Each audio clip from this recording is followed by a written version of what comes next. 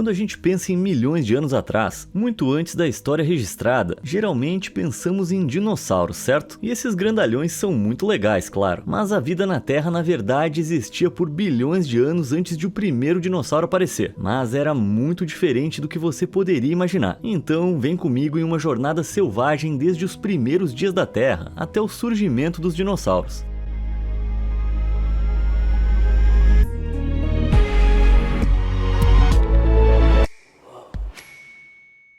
Como na maioria das coisas, é uma boa ideia começar pelo começo. Há cerca de 4,6 bilhões de anos, poeira e gás deixados pela formação do Sol se aglomeraram para criar rochas espaciais enormes com centenas de quilômetros de diâmetro. Eu tô simplificando muito, mas essas rochas colidiam repetidamente até se fundirem e formarem a Terra. Embora certamente não uma Terra que você ou eu iríamos reconhecer. Não, essa Terra primitiva era um mundo infernal, cheio de lava super quente, radioatividade e impactos regulares de asteroides. E isso era tudo, por muito tempo. Somente cerca de 1 bilhão de anos depois, por volta de 3,7 bilhões de anos atrás, que as coisas começaram a ficar interessantes. Nessa época, nosso planeta havia esfriado significativamente e estava perto de temperaturas modernas, mas isso não significa que ele era hospitaleiro. Composto em grande parte por água e com a atmosfera quase desprovida de oxigênio, era um mundo vazio de mares tumultuosos e penhascos rochosos. O único som que você ouviria era o batido incessante das ondas contra a costa. Isso e uma erupção vulcânica ocasional. Assustador. Mas nas profundezas das águas desse lugar sombrio, algo incrível e totalmente perplexo aconteceu. A vida surgiu. Não temos certeza de como, mas uma combinação milagrosa dos processos e ingredientes certos no oceano da Terra levou ao surgimento de organismos extremamente simples e unicelulares. E alguns desses organismos produziam oxigênio. Por bilhões de anos, nossos amigos unicelulares viveram absorvendo nutrientes e liberando seus subprodutos. Que vidinha, hein? Mas aos poucos começaram a mudar e a se tornar mais complexos. Isso finalmente culminaria no início do período Cambriano, cerca de 538 milhões de anos atrás. Antes do Cambriano, a massa terrestre da Terra formava um supercontinente chamado Rodínia, mas no início do Cambriano, esse supercontinente se dividiu em várias massas menores. A maior delas foi Gondwana no sudeste, mas essa não é a parte empolgante. Deixa eu te apresentar a explosão cambriana, o evento mais incrível de biodiversificação na história do nosso planeta azul. Agora, quando eu digo explosão, eu não tô falando de uma grande explosão de fogo. Não, essa explosão foi mais metafórica, descrevendo a quantidade impressionante de novas criaturas que surgiram. Organismos unicelulares eram coisa do passado. Agora a vida complexa estava na moda. A maioria das formas corporais básicas que vemos hoje apareceu pela primeira vez nessa época. E parentes de crustáceos, moluscos, estrelas do mar e vermes se desenvolveram nas profundezas do mar. Não me entenda mal, essa explosão ainda aconteceu ao longo de dezenas de milhões de anos, mas considerando a evolução lenta dos bilhões de anos anteriores, esse foi um evento monumental. Os cientistas ainda debatem a causa da explosão cambriana. Lembra que eu disse que alguns daqueles organismos simples começaram a produzir oxigênio? Bom, uma teoria é que eles se multiplicaram rapidamente, aumentando os níveis de oxigênio substancialmente, permitindo o surgimento de novas formas de vida mais complexas. Esses novos seres começaram a caçar formas de vida menores e deram início à corrida evolutiva que definiria o desenvolvimento da vida na Terra para sempre. Independentemente de como aconteceu, a Terra estava agora perfeita para essas novas espécies. A temperatura média era muito mais quente do que havia sido, com águas que provavelmente estavam em torno de 43 graus. Isso, junto com mais oxigênio e dióxido de carbono, deu à vida a oportunidade de se aprimorar, e foi isso que ela fez. Aliás, se você quiser aprimorar os seus conhecimentos, por que não deixar um like e se inscrever? Vamos lá, né? Você não vai querer perder mais vídeos incríveis como esse, né? Combinado? Então, onde é que eu tava mesmo? Ah, sim, o período cambriano. Olhos, membros, bocas, exoesqueletos, conchas, todas essas adaptações começaram nessa época, embora todos os animais que exibiam essas novidades ainda parecessem completamente alienígenas. Olha só os trilobitas. Esses artrópodes com carapaça de aparência assustadora podiam ser encontrados em todo o oceano comendo plâncton, catando restos e caçando outros animais. Você pode reconhecê-los conhecê-los pela abundância de fósseis que ainda existem hoje. De fato, os trilobitas foram alguns dos animais mais bem-sucedidos que já existiram, prosperando por centenas de milhões de anos. Mas eles não foram as únicas criaturas que surgiram durante o Cambriano. Os primeiros peixes também apareceram lá. Começaram como coisas viscosas e sem mandíbulas, parecendo enguias. Crucialmente, esse foi o momento em que os primeiros verdadeiros vertebrados evoluíram. Não que eles fossem lá muito impressionantes no começo. O Yunnanozoon era uma criatura estranha, parecida com um verme, que tinha uma coluna vertebral apesar de parecer completamente sem espinha. Outros animais do Cambriano eram ainda mais estranhos, como a completamente bizarra Opabínia, uma criatura que buscava alimento no fundo do mar e parecia ter sido desenhada por uma criança, ou por mim depois de tomar umas cervejas. Ela usava aquele bico longo para pegar algumas presas e colocá-las diretamente na boca, algo que ia me ser muito útil para pegar batata Pringles. Mas com a dinâmica de predador e presa firmemente estabelecida, um animal precisava se destacar, ou melhor, nadar acima dos outros. Esse é o Anomalocaris, que significa camarão anômalo, e era o maior predador da época, com um pouco mais de 30 centímetros, o que era enorme para a época. Esse camarão aterrorizante patrulhava os oceanos, devorando animais de corpo mole como vermes. Agora, com um predador imparável à solta, os animais foram forçados a se adaptar ainda mais para sobreviver. A corrida armamentista evolutiva acabava de subir de nível, ou pelo menos deveria ter subido. Cerca de 485 milhões de anos atrás, quando parecia que tudo estava indo bem e a vida avançava constantemente, aconteceu um desastre. Ainda é um mistério o porquê, mas parece que uma queda dramática nos níveis de oxigênio, possivelmente causada por uma atividade vulcânica, levou a um evento de extinção em massa. Mas nem tudo foi exterminado. Algumas criaturas, como os nossos velhos amigos trilobitas, continuaram a prosperar, mas o evento foi sem dúvida apocalíptico em escala. O período cambriano estava oficialmente acabado, e o período ordoviciano estava prestes a começar. O ordoviciano foi amplamente definido pelo Grande Evento de Biodiversificação Ordoviciano, também conhecido como GOB na sua sigla em inglês. Ao longo de cerca de 30 milhões de anos, os continentes se moveram, o nível do mar caiu e os níveis de oxigênio no oceano aumentaram novamente. Os continentes deslocados criaram novas ilhas, que geraram hábitats segregados nas águas recém-oxigenadas ao redor, hábitats que estavam prontos para serem conquistados, e a vida estava à altura do desafio. Peixes primitivos continuaram a evoluir para formas mais parecidas com peixes, embora tivessem um longo caminho a percorrer antes de se tornarem algo como Nemo. Em outros lugares, bestas ainda mais aterrorizantes surgiram. Conheça os euriptéridos, ou escorpiões do mar. Alguém mais sentiu um arrepio só de ouvir isso? Esses artrópodes predadores não eram realmente escorpiões, mas são chamados assim coloquialmente. Por quê? Por causa das suas longas caudas espinhosas, das suas garras e do fato de serem horríveis. Sério, o mais antigo, o Pentecópteros, podia atingir comprimentos de aproximadamente 1,70 m. Eu acabei de colocar esse bicho na lista de coisas que eu tô feliz que estejam extintas. Embora fossem assustadores, eles não estavam no topo da cadeia alimentar. Essa honra vai pro Cameroceras, um cefalópode predador relacionado aos polvos e às lulas de hoje em dia. O Cameroceras podia atingir aterrorizantes 7 metros de comprimento, incluindo a concha, e vasculhava as profundezas em busca de artrópodes, como os escorpiões do mar para devorar. Sim, o bico afiado do Cameroceras era mais do que forte o suficiente para esmagar exoesqueletos e conchas duras, tornando o predador máximo em um mundo cheio de armaduras em forma de aperitivos. Mas a fauna não foi a única coisa que estava mudando. A flora estava prestes a dominar o mundo. Algas primitivas já existiam nos mares desde o Cambriano, mas não era nada de impressionante. Isso até que o Ordoviciano deu um passo à frente. As algas evoluíram e se espalharam pela terra seca pela primeira vez na forma de musgo. Bom, na verdade não era tão seca assim. Esses primeiros migrantes não tinham raízes e outras partes especializadas necessárias para reter água sem ajuda, então viviam nas margens dos corpos d'água, onde era úmido. Apesar desses começos humildes, isso marcou o início da conquista da terra pela natureza. Não menos importante porque as plantas começaram a absorver dióxido de carbono da atmosfera e liberar oxigênio nela, uma jornada que um dia levaria à criação do fast food. O período ordoviciano terminou há cerca de 443 milhões de anos, com outra extinção em massa, dessa vez causada por uma era glacial. Não aquela que você tá pensando. Na verdade, já tivemos várias delas ao longo da história do planeta. Cada uma foi totalmente devastadora, e essa aqui não foi exceção. Começando há 460 milhões de anos e persistindo pelos próximos 40 milhões, geleiras envolveram o hemisfério sul.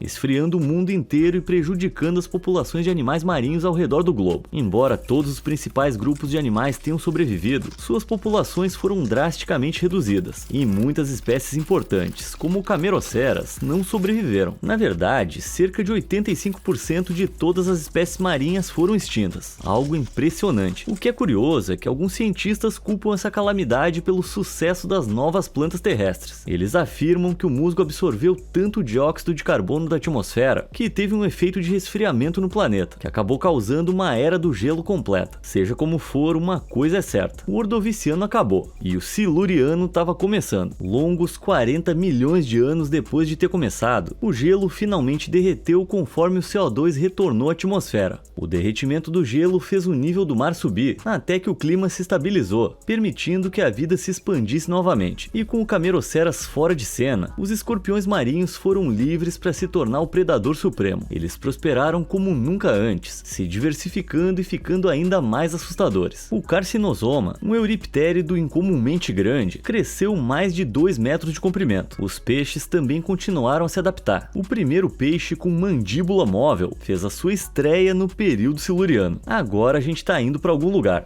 E os primeiros recifes de corais também surgiram, e eles formaram partes importantes de novos ecossistemas diversos e serviram de abrigo para os resistentes trilobitas e outras criaturas. Enquanto isso, a vida vegetal terrestre, que pode ou não ter acabado de extinguir a maior parte da vida no planeta, estava ficando cada vez mais forte. As plantas começaram a assumir formas muito mais complexas e reconhecíveis, evoluindo para organismos vasculares com caules capazes de absorver e reter água de maneira autossuficiente. Essas plantas formariam a base para toda a flora moderna, e com elas veio a próxima onda de oxigenação da atmosfera da Terra. Dessa vez, em vez de mergulhar o mundo em uma era glacial, aconteceu o oposto. O oxigênio adicional provou ser suficiente para sustentar a vida animal na Terra. Os artrópodes começaram a sair dos oceanos, com os primeiros grupos provavelmente sendo miriápodes, como centopeias e milípedes, e aracnídeos, como os escorpiões. Esses rastejadores assustadores podem ter saído da água inicialmente só para evitar predadores ou acessar novas fontes de alimento, mas a perspectiva de um novo ambiente inteiro a ser conquistado era irresistível. A vida era super competitiva no oceano, mas a Terra, em compensação, era um novo parque de diversões de oportunidades a serem exploradas. Não que todas as espécies que saíram da água imediatamente perdessem suas guelras e aprendessem a respirar o ar. Escorpiões do Siluriano ainda tinham guelras mesmo depois de se moverem para a Terra, e precisavam mantê-las úmidas para elas funcionarem. Portanto, eles não teriam se afastado muito da borda da água, pelo menos não no começo. O período siluriano terminou por volta de 419 milhões de anos atrás, com alguns eventos de extinção relativamente menores, provavelmente causados pelas mudanças climáticas. E eu digo relativamente menores porque, ao contrário de outros, eles não acabaram com a vida inteira da Terra nem ameaçaram torná-la completamente estéril de novo, mas também não foram exatamente agradáveis. Independentemente disso, o período devoniano foi o que se seguiu, e provaria ser o mais influente desde o Cambriano. Para começar, os primeiros tubarões conhecidos evoluíram, embora tivessem longe de ser os predadores que a gente conhece hoje. Na verdade, eles foram completamente ofuscados por um grupo de peixes ósseos chamados placodermes, como esse monstro, o Dunkleosteus. Esse camarada era o predador de topo do período. Na menor estimativa, ele era um pouco mais curto que um tubarão branco macho, e isso é 3 vezes o tamanho de um adulto humano, mas em sua maior estimativa, ele era equivalente a vários tubarões brancos juntos, atingindo assustadores 8 metros de comprimento. O Dunkleosteus, sem dúvida, era a maior espécie viva da época, e um dos peixes mais intimidadores que já existiram. A sua enorme cabeça abrigava dentes semelhantes a guilhotinas, e os especialistas acreditam que ele tinha uma mordida mais forte do que a de um crocodilo de água salgada. Para contextualizar, crocodilos de água salgada têm a mordida mais poderosa de todas as criaturas vivas, mas o Dunkleosteus tinha mais do que o dobro dessa força. Bom, é só olhar para essa mandíbula. Os peixes não foram as únicas criaturas que cresceram em tamanho. Na Terra, as plantas também começaram a se desenvolver. Como culminação de toda a evolução anterior, surgiram as primeiras árvores com troncos de madeira, com sistemas radiculares complexos, ramos e altura. Elas formaram as florestas originais, que produziram muito mais oxigênio para a atmosfera enquanto absorviam grandes quantidades de dióxido de carbono. Tudo isso tornou o ecossistema terrestre ainda mais convidativo para as novas formas de vida. E então, finalmente, os vertebrados começaram a prestar atenção. Certas espécies de peixes, como os peixes pulmonados, já estavam passando mais tempo em águas rasas, e alguns até se arrastavam para fora d'água por breves períodos. Mas no Devoniano, tudo mudou. Eles evoluíram. A representação mais interessante disso é o Tiktaalik, o mais antigo vertebrado conhecido que podia respirar fora d'água. E esse carinha bizarro tinha características de peixes, anfíbios e répteis, um estranho ponto intermediário entre os mundos terrestre e aquático. Embora ele ainda vivesse principalmente debaixo d'água, era capaz de se arrastar para a terra quando necessário. E então temos o Ichthyostega, um dos primeiros tetrápodes, animais com 4 membros totalmente desenvolvidos, como nós. Embora eles também passassem a maior parte do tempo na água, o mundo nunca mais seria o mesmo. Enquanto isso, os artrópodes que já viviam em terra começaram a se diversificar. Insetos sem asas e aranhas se desenvolveram e se espalharam. Para aquelas criaturas ainda confinadas aos mares, as coisas estavam prestes a piorar muito. À medida que o período devoniano se aproximava do fim, os níveis de oxigênio nos oceanos começaram a cair drasticamente. Sem o oxigênio necessário para mantê-las vivas, imensas populações de criaturas marinhas morreram. Os trilobitas e escorpiões marinhos, que resistiram por muito tempo, foram dizimados. E embora alguns tenham sobrevivido, as suas populações nunca se recuperariam. Espécies dominantes como o Dunkleosteus, por outro lado, foram completamente erradicadas, e até 70% de todas as espécies de invertebrados morreram. Não temos certeza do que causou a queda repentina de oxigênio, mas os cientistas acreditam que provavelmente envolveu as árvores. As árvores? Olha só, as árvores dessa era atingiam até 40 metros de altura, por isso precisavam de sistemas de raízes profundas para sustentá-las. Mas as raízes não apenas ancoram as plantas e absorvem nutrientes, elas também afetam a terra ao redor, alterando rochas e criando solo rico em nutrientes. O problema? Esse solo cobria o planeta de forma tão fina que muito dele foi levado pelos rios e mares, levando todos os seus nutrientes com ele. Isso alimentou uma série de enormes florações de algas nos oceanos, e conforme todas essas novas algas realizavam a fotossíntese, elas removiam o oxigênio da água, o que é ruim para qualquer coisa viva ali dentro. Quem diria que as plantas poderiam ser responsáveis por tantas mortes? Eu ficaria de olho nas suas suculentas se fosse você. Enquanto a vida submarina era devastada, os seres terrestres continuaram a prosperar, marcando uma mudança palpável no equilíbrio de poder. A era que veio a seguir, o Carbonífero, mostrou a pura dominância que a vida terrestre havia cultivado. Começando há 359 milhões de anos, o período Carbonífero viu a vida vegetal terrestre florescer e se multiplicar ainda mais, formando vastas florestas e pântanos sombrios que cobriam a maior parte do planeta. Essa quantidade incrível de vegetação fez com que os níveis de oxigênio na atmosfera alcançassem patamares completamente inéditos antes ou depois, e isso teve alguns efeitos malucos nos animais da época. Lembra dos artrópodes, que invadiram a Terra pela primeira vez lá no Siluriano? Bom, agora eles tiveram muito tempo para evoluir e se adaptar, e estavam por toda a parte. Quando o oxigênio na atmosfera disparou, eles receberam sua mais recente atualização. Os artrópodes absorvem oxigênio através de pequenos orifícios em seus corpos. Com mais oxigênio disponível e enormes quantidades de alimento na forma dessas novas plantas, eles cresceram de maneira absolutamente gigantesca, como por exemplo a Arthropleura, uma centopeia do tamanho de um carro. Sério, essa coisa podia atingir mais de 2,5 metros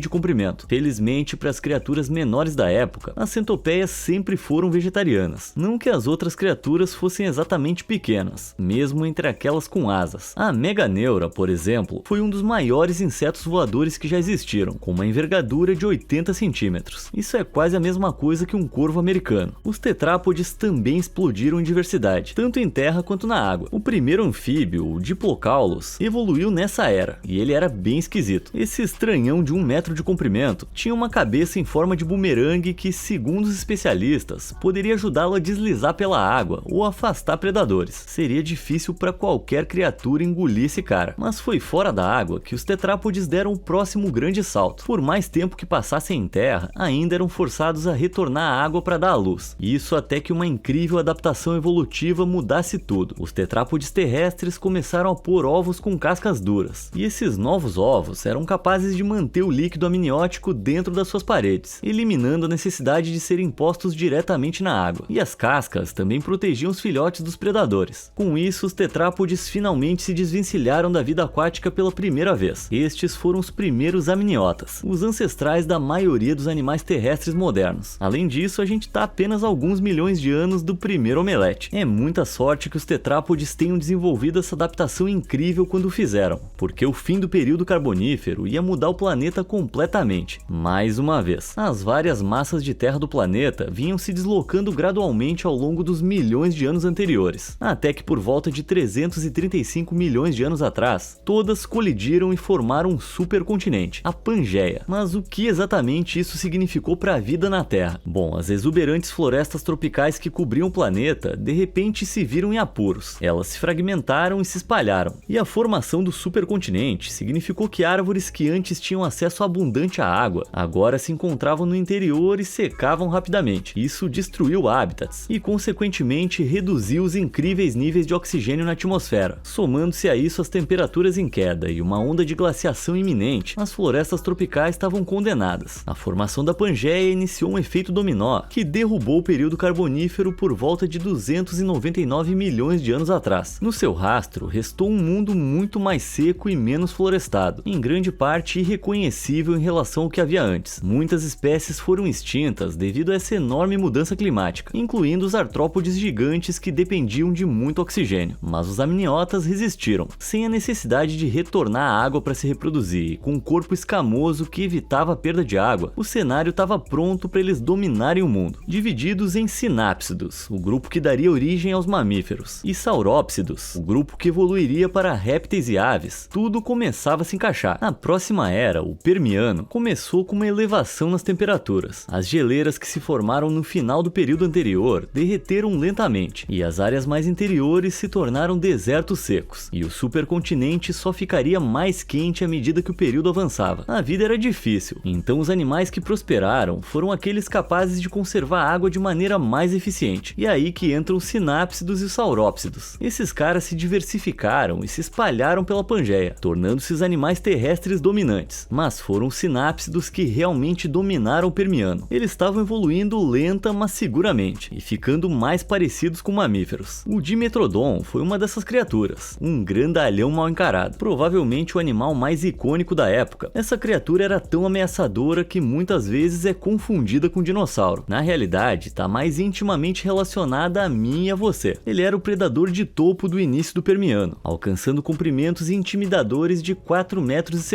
Difícil não ser o chefe quando você é do tamanho de um SUV. O consenso ainda é dividido quando se trata de explicar para que servia aquela grande vela nas suas costas. Alguns cientistas dizem que ajudava a regular a temperatura corporal, enquanto outros acreditam que era usada para atrair potenciais parceiros. Pessoalmente, eu gosto de pensar que era um lugar prático para pendurar enfeites de Natal. Apesar de ter desfrutado de grande sucesso, o Dimetrodon acabou desaparecendo após seus 16 milhões de anos de reinado. Tomando o trono como predador de topo do meio para o final do Permiano, surgiu outro grupo de sinápsidos, os Gorgonopsianos. Não, eles não são vilões do Star Trek. Esses feiosos não eram tão grandes quanto o Dimetrodon. A maior espécie, o Inostrancevia, chegava a apenas 3 metros de comprimento, porém eram mortais. Os Gorgonopsianos tinham uma boca cheia de presas semelhantes a sabres, de até 15 centímetros de comprimento, provavelmente usadas para rasgar a pele de suas presas. Isso é aterrorizante, e eles provavelmente voltavam esses dentes contra animais como o Scutosaurus, um saurópsido lento e blindado, que tinha que caminhar quilômetros para caçar vegetação escassa. Mas vamos esquecer o sem graça do Scutosaurus. O Permiano também deu origem ao maior animal que já existiu. Tá preparado? Deixa eu te apresentar o Cotilorrinco. Cara, olha só a cabecinha desse bicho. Cadê o pescoço desse cara? Um adorável comilão de plantas esquisito. Mas não se apega muito a ele. Lembra quando eu falei que o Permiano só ia ficar mais quente? Eu tava falando sério. Ao longo de 1 milhão de anos, uma série de erupções vulcânicas extensas começou a rasgar o que hoje é a Sibéria. Essas erupções espalharam quantidades inacreditáveis de lava ardente pelo planeta. Tô falando de leitos de lava gigantes, com metade do tamanho dos Estados Unidos, todos liberando quantidades enormes de dióxido de carbono na atmosfera. Todo esse CO2 ficou preso na camada de ozônio, elevando drasticamente a temperatura da Terra e forçando os animais a se adaptar ou morrer. Os animais marinhos não se saíram melhor do que os da Terra. O oceano absorveu parte do dióxido de carbono, o que tornou a água perigosamente ácida. Em seguida, as temperaturas mais altas desencadearam incêndios florestais em terra, que queimaram o que restava da vegetação, incinerando florestas e expondo rochas anteriormente ocultas. Essas rapidamente se desgastaram e os nutrientes deixados para trás escoaram para o oceano, o que inadvertidamente causou uma explosão de vida.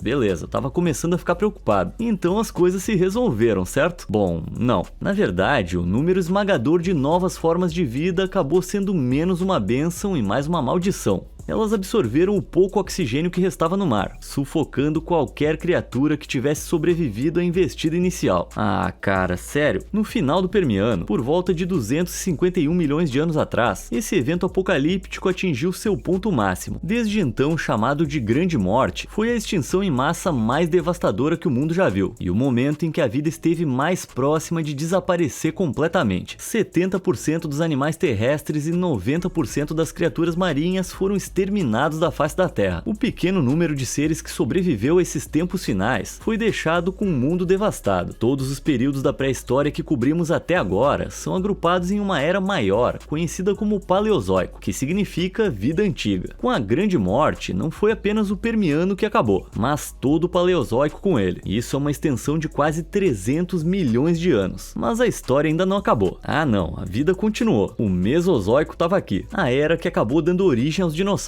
Mas ainda não. A era Mesozoica começou de maneira bem mais humilde, com o período Triássico. Nos primeiros 5 milhões de anos, a vida passou se recuperando lentamente até o ponto em que novas espécies dominantes pudessem surgir de novo. Esse novo mundo era um lugar extremamente difícil de se viver, e as poucas espécies que tiveram chance de sobreviver precisariam ser incrivelmente resilientes. A maioria dos sinápsidos, infelizmente, não tinha o que era necessário. Eles foram totalmente devastados pela Grande Morte, e embora alguns poucos tenham sobrevivido e eventualmente evoluído para os mamíferos modernos, eles ficariam em segundo plano por um longo tempo. Já os saurópsidos, por outro lado, bom, eles estavam perfeitamente preparados. Com a sua capacidade de sobreviver longe da água devido aos seus ovos de casca dura e a retenção de umidade graças às suas escamas, eles não apenas se recuperaram, eles dominaram completamente o planeta. No Triássico, os saurópsidos se diversificaram e evoluíram em um ritmo rápido nunca antes visto. Alguns foram para oceanos vazios, evoluindo para os primeiros répteis marinhos, como os ictiossauros, bestas bizarras e aterrorizantes, parecidas com peixes que caçavam usando alguns dos maiores olhos do reino animal. Ao lado deles, os plesiosauros também patrulhariam os mares em algum momento. Essas criaturas igualmente bizarras tinham pescoços monumentalmente longos, que poderiam tê-los ajudado a caçar de maneira mais furtiva. Ambos os répteis marinhos prosperariam por centenas de milhões de anos. Outras criaturas, como o estranho Drepanossauro, evoluíram para viver em árvores, possivelmente agindo de maneira semelhante aos lêmures e as preguiças de hoje, pendurando-se pelos rabos. Assim como o Ai-Ai, o Drepanossauro tinha uma garra super longa para cutucar ninhos de insetos presos em galhos de árvores. Então, sim, essa coisa era basicamente um lagarto macaco. Mas as árvores não eram fronteira final para esses répteis recém-evoluídos. Alguns começaram a evoluir para o voo. Para começar, isso tomou a forma de alguns experimentos estranhos, como o Charivopteryx. Ao contrário de praticamente todos os animais voadores que a gente conhece, esse pequeno réptil tinha asas nos membros traseiros em vez de dianteiros. Por causa disso, ele não conseguia voar de verdade. Em vez disso, era capaz de apenas uma espécie de planagem desajeitada. Não é surpresa que esse design não tenha sobrevivido até os dias de hoje, mas no final do Triássico, essa característica evolutiva foi aperfeiçoada com os pterossauros. Ossos ocos e cheios de ar faziam com que esses répteis dos céus fossem leves o suficiente para sustentar o voo, e suas asas iam dos antebraços ao longo do comprimento dos corpos até os tornozelos. Em outras palavras, esses carinhas deixavam o Charivopteryx no chinelo. Mas agora que a gente falou do mar e do céu, vamos falar do que realmente importa. O que estava acontecendo em terra firme? Bom, com os sinápsidos outrora dominantes praticamente extintos, os saurópsidos terrestres evoluíram para uma nova subclasse, chamada Arcossauros, para ocupar o seu lugar, e eles foram super bem sucedidos. Os arcossauros tinham um sistema respiratório muito eficiente, o que lhes permitia sobreviver em condições mais duras. O oxigênio provavelmente era escasso durante o Triássico, devido à enorme quantidade de CO2 na atmosfera após a Grande Morte. Então, esse excelente sistema respiratório permitiu que os arcossauros prosperassem onde outras espécies não conseguiam. Mas isso não é tudo. Os arcossauros também avançaram rapidamente para membros eretos. Pode parecer uma coisa boba, mas isso lhes dava uma grande vantagem. Os tetrápodes com membros que se estendem para os lados, como os lagartos modernos, se movem movem flexionando seus corpos lateralmente. Isso empurra o ar viciado de um pulmão para o outro, em vez de expulsá-lo para dar lugar a ar fresco, tornando impossível para eles respirar e andar ao mesmo tempo. Mas com membros eretos esse problema não existe. Os arcossauros tiravam isso de letra. Um integrante particularmente formidável do grupo foi o aterrorizante Postossuco, um monstro de 5 metros de comprimento que reinava como predador de topo. Essa fera com presas parecia uma mistura de T-Rex e crocodilo, um combo aterrorizante que, convenhamos, né, desnecessário, pobres das criaturas das quais ele se alimentava, que aliás eram praticamente todas. Especialistas acreditam que o Postossuco perseguia suas presas em 4 patas, mas quando chegava perto o suficiente poderia se levantar nas patas traseiras para morder os pescoços ou colunas. Obrigado, cientistas, agora essa coisa acabou de ficar mais assustadora. Na verdade, ele era tão temível que quando os dinossauros finalmente surgiram, o Postossuco manteve a sua posição firmemente. Opa,